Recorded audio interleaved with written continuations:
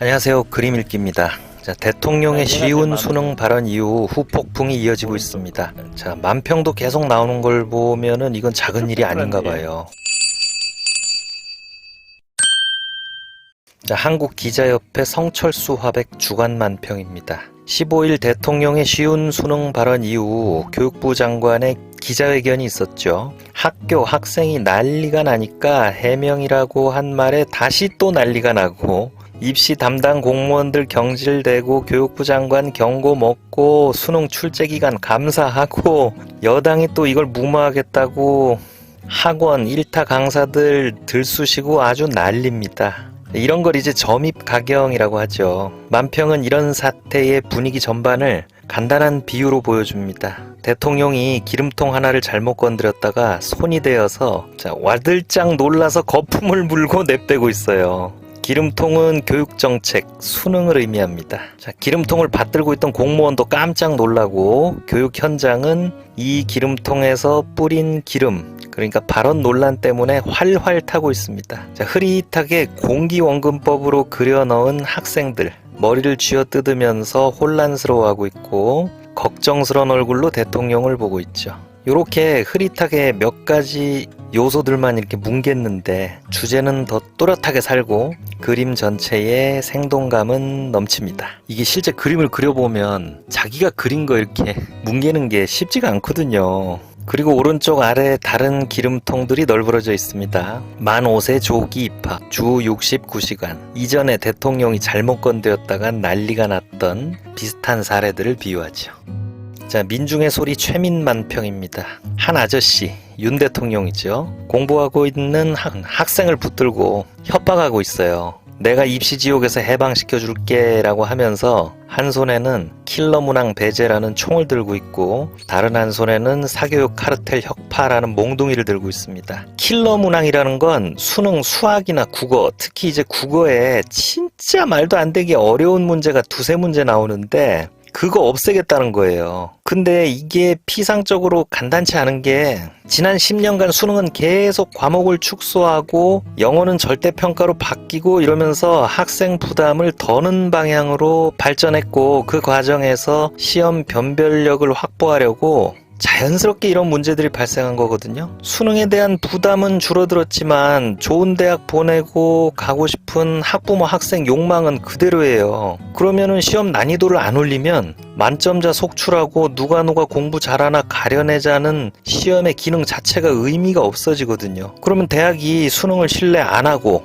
다른 방식을 도입하거나 아니면 중간 수준의 어려운 문제를 늘려야 되는데 그러면 중위권 학생들이 또 학원으로 몰려가고 혼란이 가중되는 그런 악순환이 펼쳐지겠죠. 그리고 사교육 카르텔? 그러니까 교육 당국과 학원이 짬짬이가 돼서 일부러 수능을 어렵게 만들고 있다 라는 게 대통령의 생각인 것 같은데 그래서 이걸 수사 조사해서 잡겠다. 자, 근데 사교육 시장은 철저하게 자본주의 논리대로 돌아갑니다. 교육 정책이 바뀌면 굉장히 기민하게 움직이고 학부모 학생 수요도 절실하기 때문에 민감하게 반응합니다. 자, 공교육과 학원 간의 관계는 좀 경쟁적이고 약간은 적대적이라서 글쎄요, 원전이나 법조계 같은 그런 카르텔이 과연 있을지. 그래서 보통 입시 정책은 최소 3년 전 고시하고 테스트 하면서 시행하는데 지금 수능 150일 남은 학생들을 대상으로 한다면 이 그림처럼 학생들한테 이건 진짜 공부하는데 회방 놓는 꼴밖에 안 된다는 점을 만평은 지적합니다.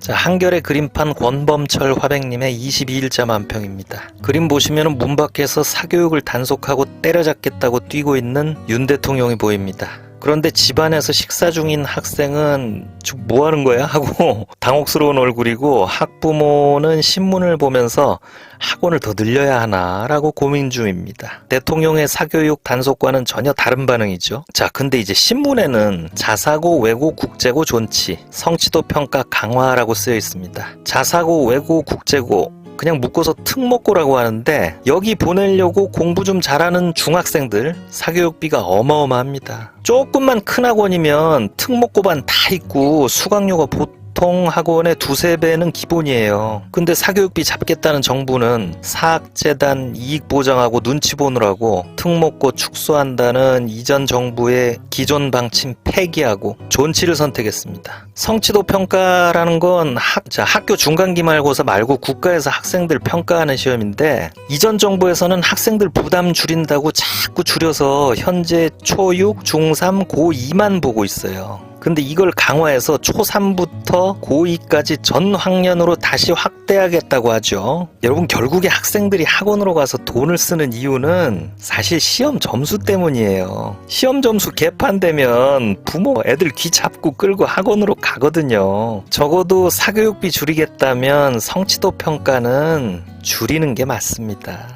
그래서 지금 웃긴 상황인 게, 대통령은 사교육 두들겨 패겠다고 벼르고 있는데 학원가는 은근히 기대하고 반기는 분위기도 있어요. 이거 되게 웃긴 상황이죠. 하여튼 이 만평은 대통령의 사교육 단속 의지와는 전혀 다른 교육정책과 기대와는 또 전혀 다른 학생 학부모의 반응을 풍자하고 있습니다.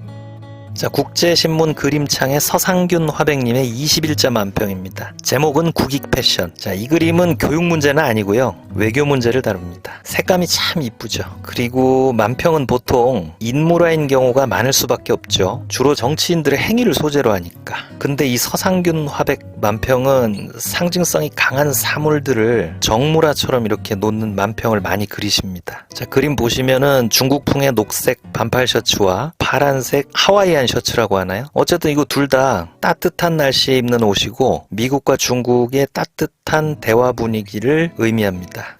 일요일엔가 토니 블링컨 미국 국무장관과 미국의 기업인들이 중국에 가서 굉장한 화해 분위기를 연출했죠. 몇 주 전까지만 해도 중국의 수출을 중단하겠다던 마이크론은 대규모 중국 투자를 발표하고, 시진핑은 빌 게이츠를 오랜 친구라고 지칭하면서 화기애애한 분위기를 연출했습니다. 그리고 토니 블링컨, 이 사람 미국에서는 매파까지는 아니라도 아주 완강한 사람인데 지금은 외교의 시간이다라고 말했습니다. 자, 미국 정가에서는 중국의 부상에 대해서 반중 감정이 굉장히 센 게 사실인데, 돈줄을 쥐고 있는 월스트리트나 실리콘밸리에서는 중국하고 척지는 걸 굉장히 결사반대하고 있다고 합니다. 그래서 앞으로 세상 어떻게 될지 함부로 예단할 수 없는 가운데 이런 대탕트의 분위기를 가벼운 두 나라의 여름옷으로 묘사하고 있죠. 그런데 이만치 구석에 겨울옷이 한 벌 걸려 있습니다. 미국과 중국의 신냉전을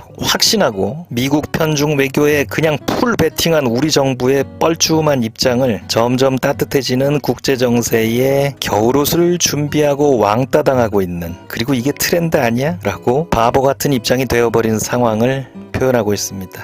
딱 일주일, 교육과 외교에서 일어난 사건들은 진짜 내후외환의 전형을 보여주고 있습니다. 오늘 만평 읽기 마치겠습니다. 구독과 좋아요 부탁드립니다. 감사합니다.